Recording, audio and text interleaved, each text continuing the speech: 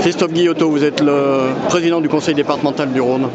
La viticulture dans le département, c'est quelque chose d'important, avec 3 terroirs très différents et complémentaires. 3 terroirs différents, mais en fait c'est une des composantes de l'agriculture du Rhône qui est quelque chose d'assez extraordinaire. C'est des hommes et des femmes qui travaillent au quotidien et qui font que le Rhône a comme vous l'avez dit, ses appellations. Condrieu, Côte-Rôtie, ça fait partie des plus belles appellations françaises.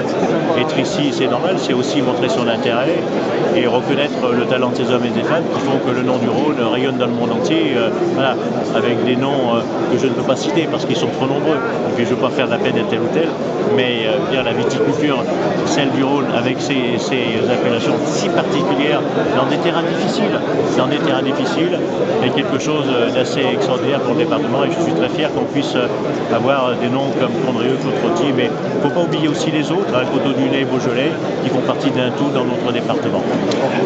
La viticulture, c'est un des éléments d'une agriculture très diverse dans ce département, polyculture, élevage. Comment vous les voyez, comment vous les sentez, ces agriculteurs, ces travailleurs et travailleuses de la terre? D'abord, je les soutiens énormément parce qu'aujourd'hui, il y a une forme d'agribashing qui est tendance. Mais c'est aussi un travail difficile.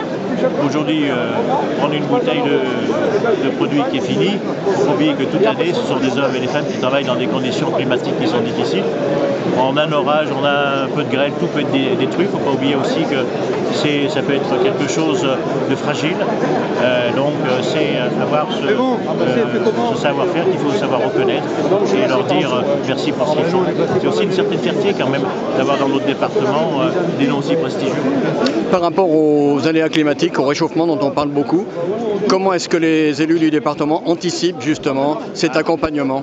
Malheureusement, c'est assez difficile. Alors, sur certaines productions agroalimentaires, on peut apporter l'eau, on peut essayer de travailler sur des retenues collinaires. Malheureusement, dans la vigne, c'est différent. C'est tout à fait autre chose, c'est très réglementé, mais c'est faire en sorte que l'agriculture puisse aussi passer à travers ces difficultés climatiques.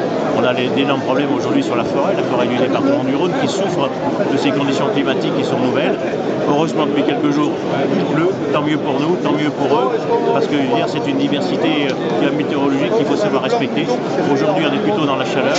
Ça veut dire que ces hommes et ces femmes doivent aussi peut-être apprendre à travailler différent, travailler sur des cépages différents qui sont plus résistants.